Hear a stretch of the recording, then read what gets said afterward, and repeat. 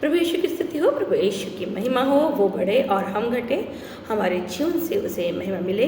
मैं फिर से आपका सबों का एक बार फिर से अपने इस YouTube channel life in the spirit में स्वागत करती हूँ। मैं आपको धन्यवाद देती हूँ कि आप लोगों ने बहुतायत में मेरे पिछले वीडियो को देखा। मेरी उम्मीद यही है कि आप इन वीडियो को बहुतायत में शेयर करें, क्योंकि बुलाए तो बहुत है लेकिन चुने बहुत कम है। इसलिए हमें कोशिश हर वक्त हर क्षण ये करना चाहिए कि हमारे माध्यम से अगर हम किसी एक की भी आत्मा बचा पाएँ तो बहुत बढ़िया बात है। आज हम सब अंत के समय में हैं। आज कलीसिया को कभी भी बातों पे उठा के ले जाने का समय है। प्रभु कभी भी आके अपनी कलीसिया को क्षण भर में आके ले जाएंगे बातों पे, और हमें पता भी नहीं चलेगा, क्योंकि दुनिया ऐसे ही चलते रहेंगी। दुनिया को नहीं पता चलेगा कि क्या हो रहा और क्या नहीं हो रहा। ये उन्हीं लोगों को पता चलेगा जो मसीह में जीवन बीत रहे हैं या जो मसीह के आने का इंतज़ार कर रहे हैं। ये क्रिश्चियन लोगों को इससे कुछ भी फर्क नहीं पड़ेगा। इसको फर्क पड़ेगा सिर्फ और सिर्फ मसीह लोगों को। क्रिश्चियन लोग रीति रिवाज मनाने में, शादियाँ मनाने में, पार्टियाँ करने में, भोग विलास के जीवन में लगे हुए, उनको कोई फर्क नहीं पड़ता यीशु मसीह आए जाए या वो जैसा वह जीवन जी रहे हैं वैसा ही जी।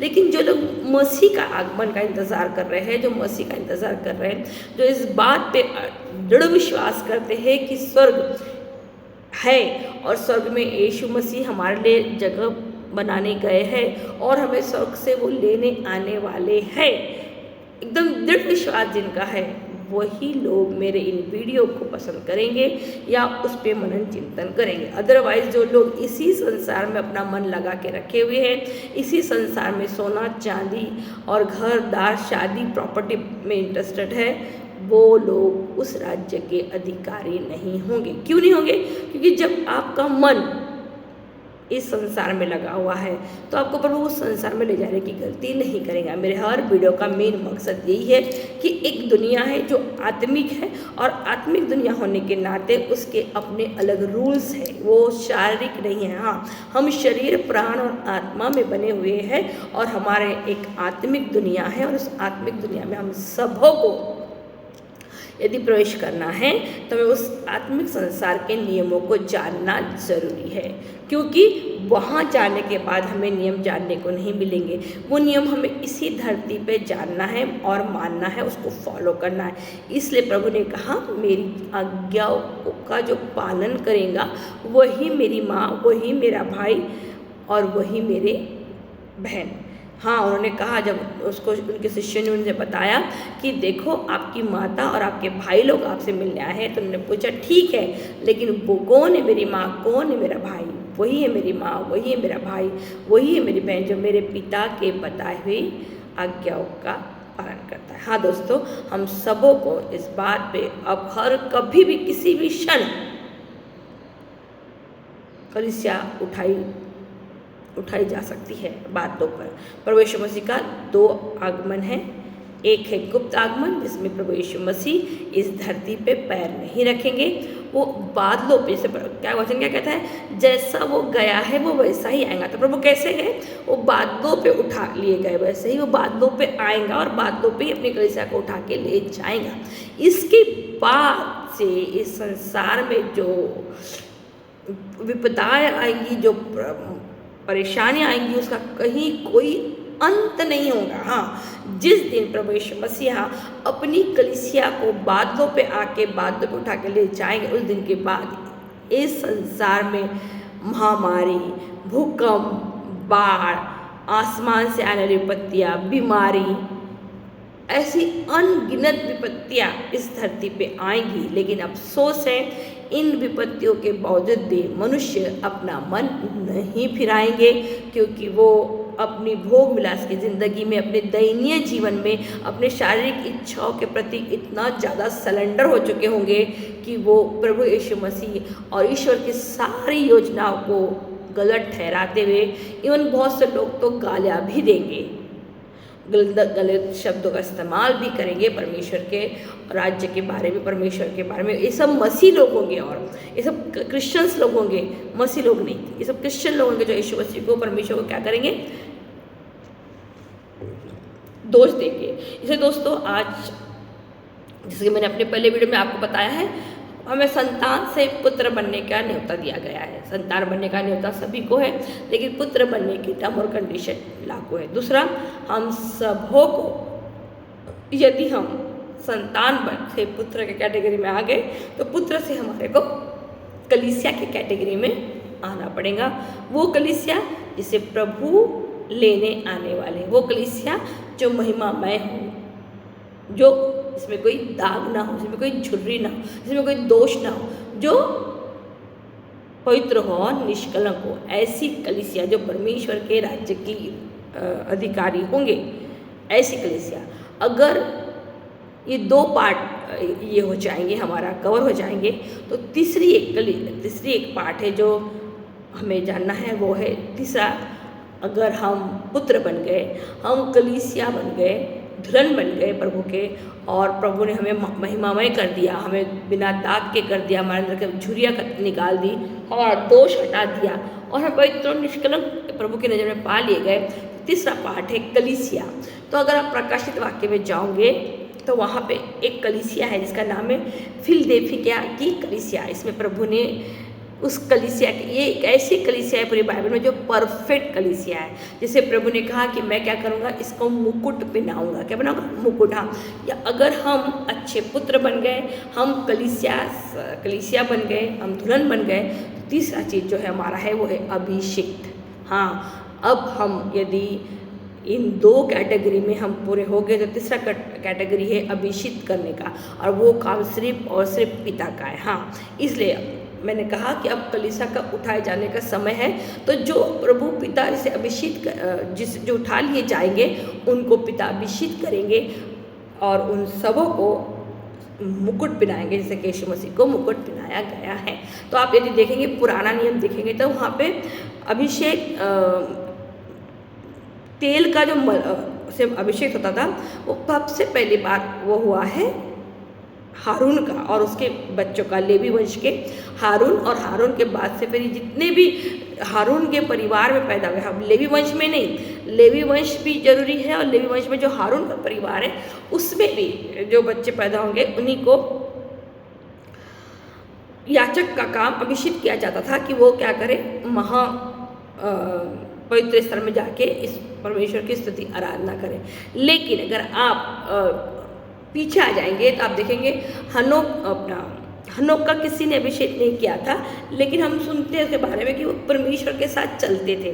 फिर हमने नूह के बारे में सुना, उनका किसी ने अभिषेक तेल से नहीं किया था, वो खुद परमेश्वर ने उनके साथ क्या कर लेते, एक रिश्ता जोड़ा था और उनके साथ वो बातचीत करते थे।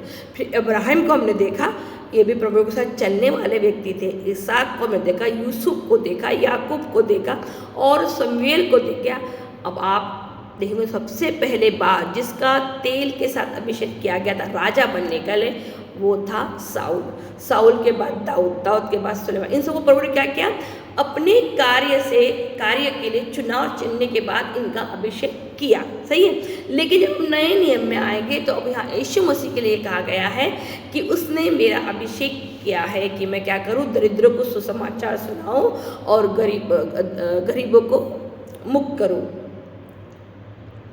अब इसके और आगे आप जाएंगे तो प्रभु यीशु मसीह के द्वारा हम सबों का भी अभिषेक होना बहुत जरूरी है। हाँ, हम सबों का भी प्रभु यीशु मसीह के ही समान अभिषेक होना बहुत जरूरी है।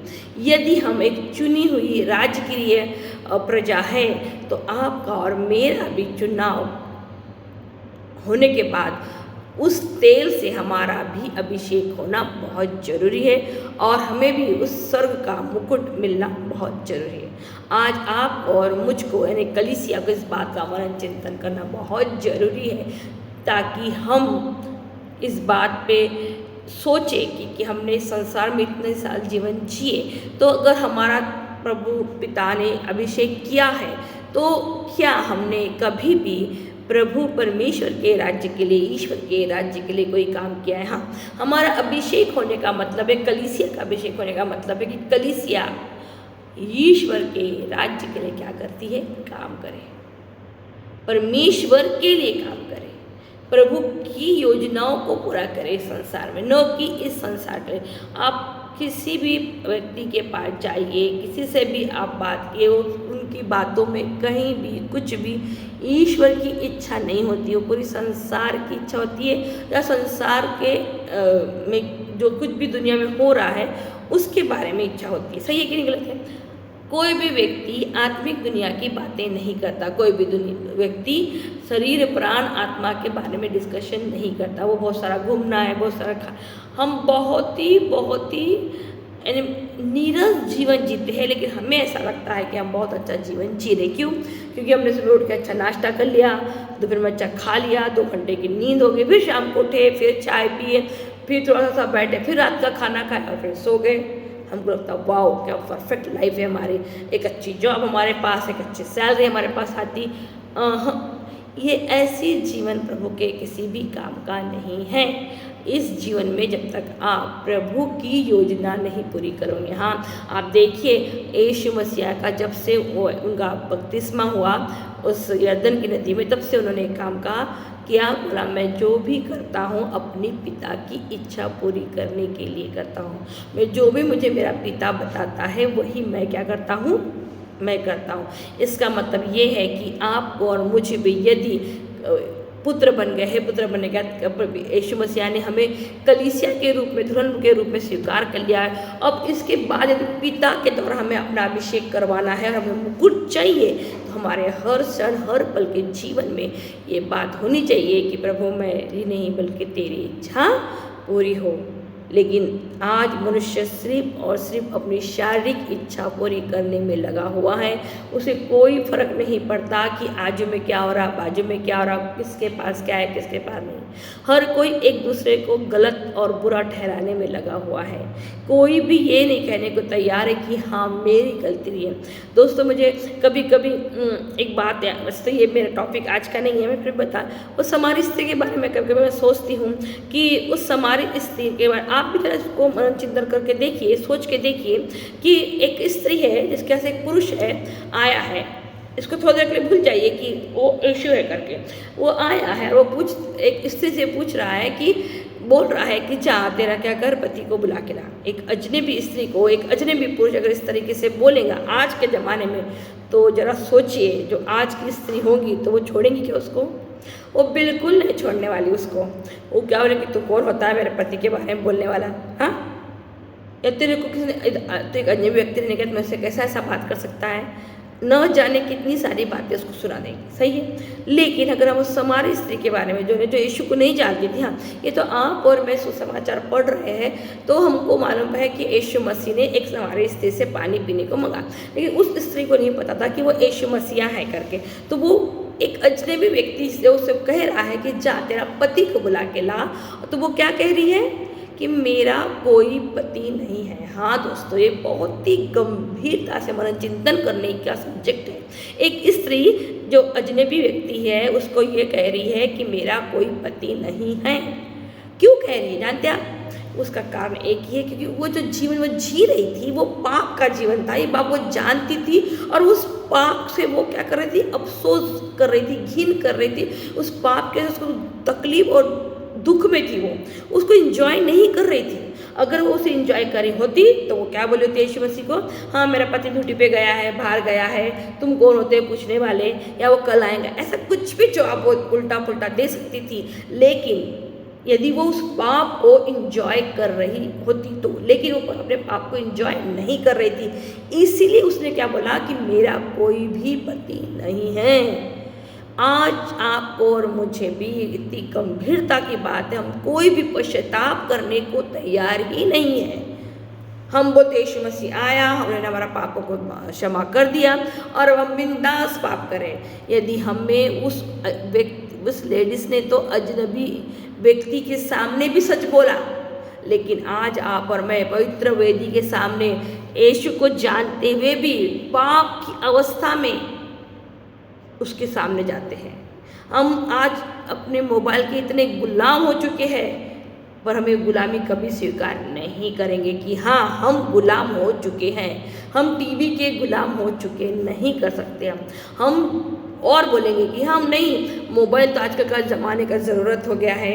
आज अगर कोई ना कोई इम्पोर्टेंट कॉल आ गया तो घर में मोबाइल रख के कुछ ना कुछ एक्सक्यूज देते ही देते, ये जानते हुए कि पवित्र वेदी पे कौन रहे, यीशु राजा है, मुक्तिदाता है।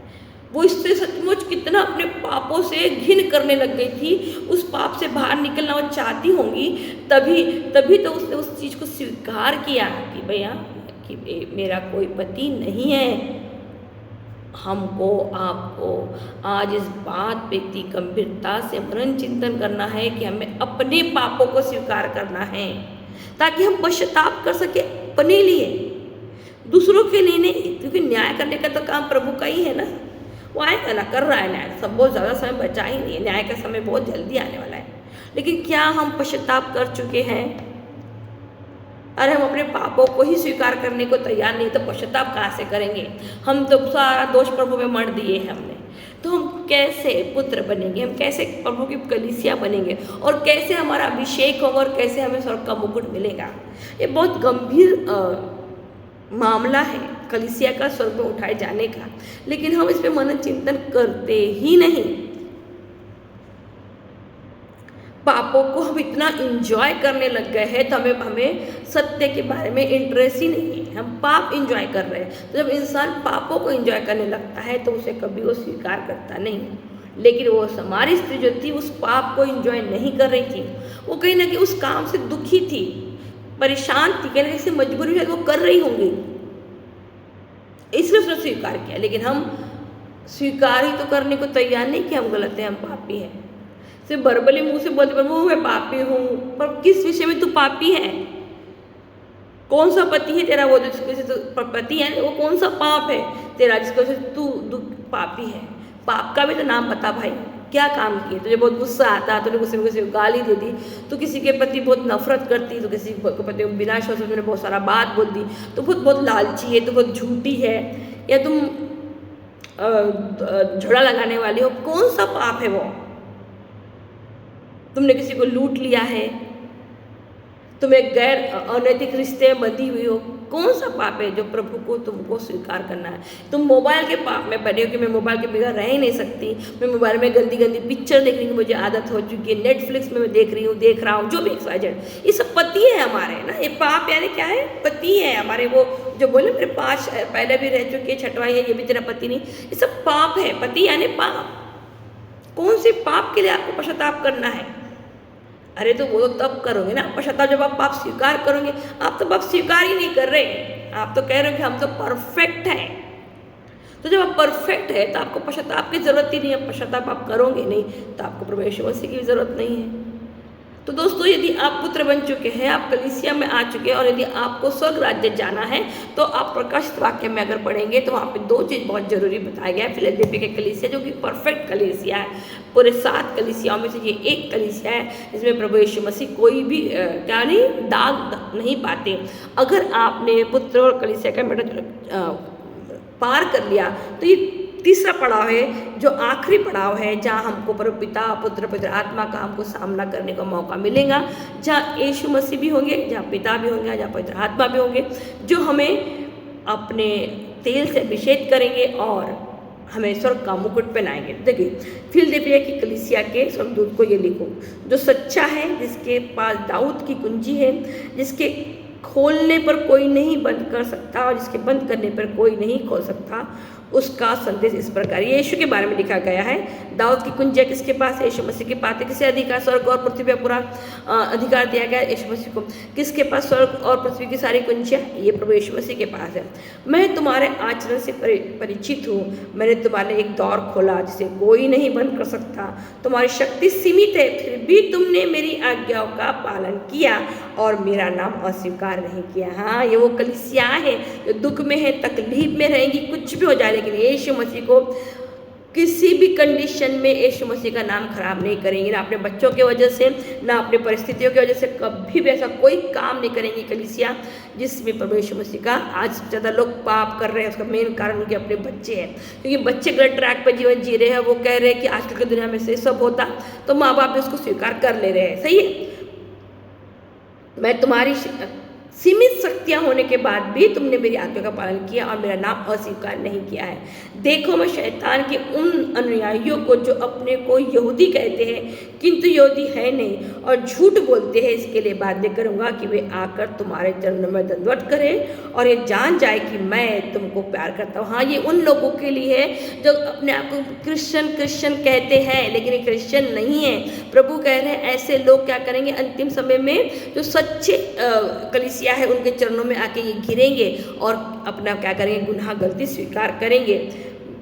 तुम मेरे आदेश अनुसार दृढ़ बने रहे, इसलिए मैं भी तुम्हें इन विपत्तियों के समय सुरक्षित रखूंगा। हाँ, जो प्रभु की आज्ञाओं के प्रति में ईमानदार बना, दृढ़ बना रहा, तो प्रभु कहते हैं मैं उन्हें सुरक्षित रखूंगा। किस दिन के लिए?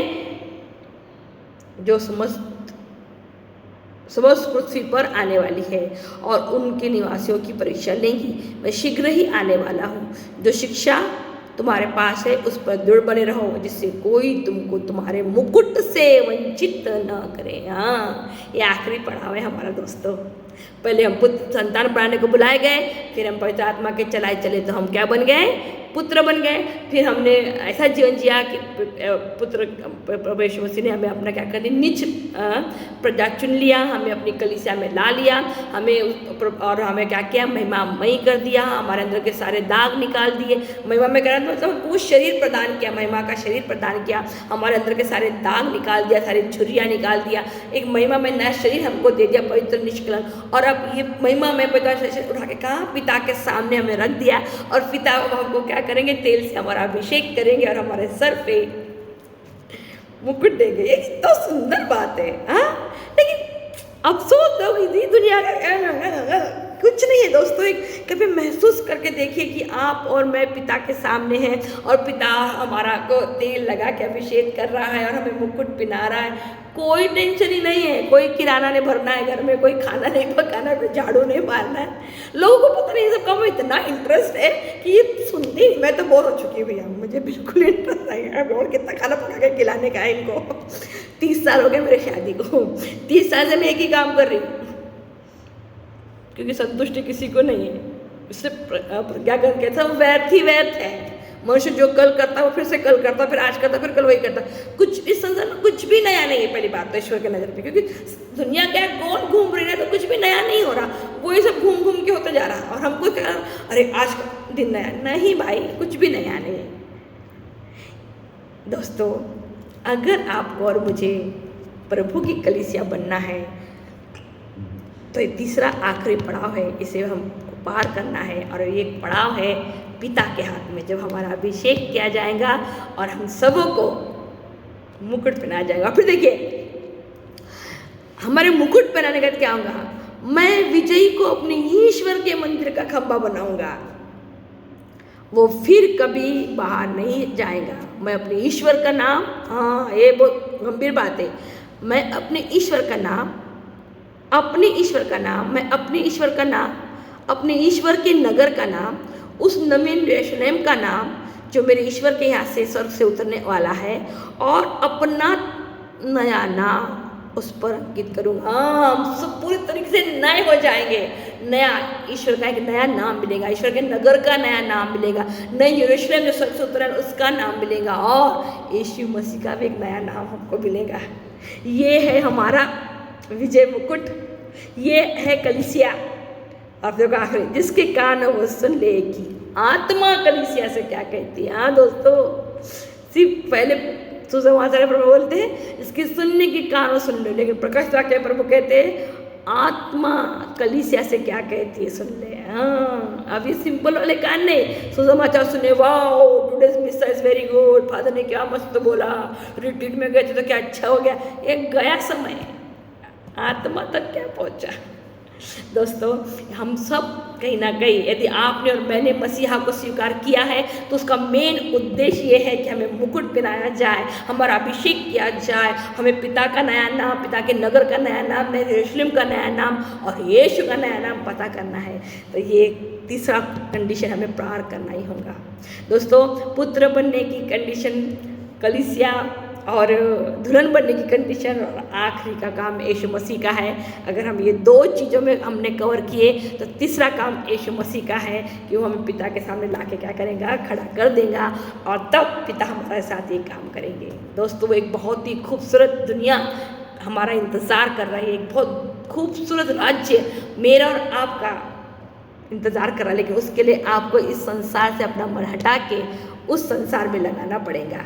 दोस्तों, आज आपको और मुझे प्रभु यीशु मसीह के साथ अगर पिता के दर्शन करने हैं, कलीसिया का बादलों पे उठाए जाने का समय आ गया है, तो ये 3 चरण जो मैंने बताया आपको उस पर ध्यान देना होगा। दोस्तों, इससे पहले कि मैं इस वीडियो का समापन करूं, मैं आपसे रिक्वेस्ट करती हूं कि वीडियो को बहुतायत में शेयर कीजिए, क्योंकि मेरा मकसद, मैं फिर कहती हूँ, अगर एक भी आत्मा आप और मैं मिलकर बचा लिए तो परमेश्वर के सामने मुँह दिखाने योग्य हम रह सकते हैं। आइए प्रार्थना करें।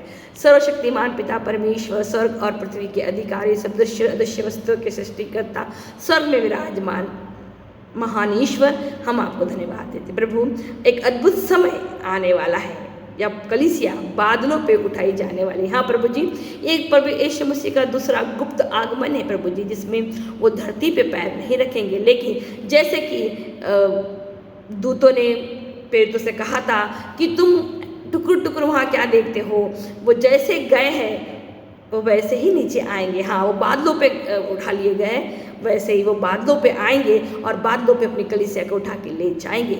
और इसके बाद का जो इस संसार का हाल होगा प्रभु, वो बहुत ही बुरा होगा। प्रभु, मैं विनती करती हूँ, प्रार्थना करती हूँ प्रभु जी कि जितने भी लोग इस महान रहस्य को जान गए हैं, समझ गए हैं, वो अपने आप को तैयार रखें ताकि कलीसिया बादलों पे उठाए जाने में हमारा भी नंबर आ जाए प्रभु जी। ऐसा होना प्रभु जी जैसे कि नूह के दिनों में हुआ कि लोग अंतिम समय तक भोग विलास का ही जीवन जीते रहे और वो नाव का दरवाजा प्रभु को, उस जहाज का दरवाजा प्रभु ने बाहर से बंद कर दिया। हाँ प्रभु जी, क्योंकि एक बार जो जहाज का दरवाजा बंद हो जाता है उसमें फिर कोई मनुष्य एंट्री नहीं कर सकता। एक बार अगर धुला अंदर दाखिल हो गया और उस मंडप का दरवाज़ा बंद हो गया तो कोई भी उसके अंदर नहीं जा सकता। प्रभु जी, हम प्रार्थना करती हूँ, मैं प्रभु जी जितने भी लोग ये वीडियो देखें, सुने, और इस बात को समझें कि हम अभी अंत से भी अंत समय में है, और यदि हम फिलदिलफिया की कलीसिया के जैसे बनना चाहते हैं तो हमें हर क्षण हर पल यीशु से प्रार्थना करना चाहिए कि हम बादलों पे उठाए लिए जाए ताकि हमें इस संसार में आने वाली विपत्तियों का सामना न करना पड़े। मेरे पिता, सारी आदर, सारा सम्मान, सारा धन्यवाद, सारी महिमा, सारी स्तुति मैं आपको देती हूँ, यीशु मसीहा के नाम पर मांगती हूँ। आमीन आमीन।